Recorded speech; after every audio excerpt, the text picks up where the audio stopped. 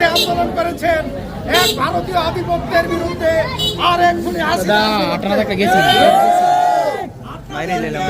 একটি কথাই বলতে চাই, আপনারা হতাশ হবেন না, আপনারা অনাস্থায় ভুগবেন না।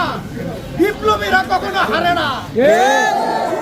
বিপ্লব আসে, বিপ্লব যায়, বিপ্লবীরা আবার সংগঠিত হয়, শাসকেরা আবার শাসন করে, বিপ্লবীরা তখনই ফিরে আসে।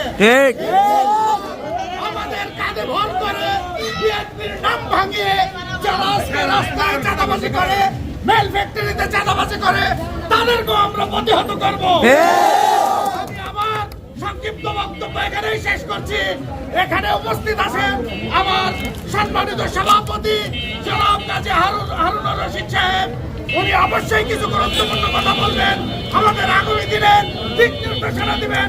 আমরা একটু ধৈর্য সহকারে পুরান কথার জন্য অপেক্ষা করি। আমি আমার সংক্ষিপ্ত বক্তব্য এখানেই রাখলাম। শহীদ রাষ্ট্রপতি জিয়াউর রহমান জিন্দাবাদ, বেগম খালেদা জিয়া জিন্দাবাদ, তারুণ্যের অহংকার তারেক রহমান জিন্দাবাদ।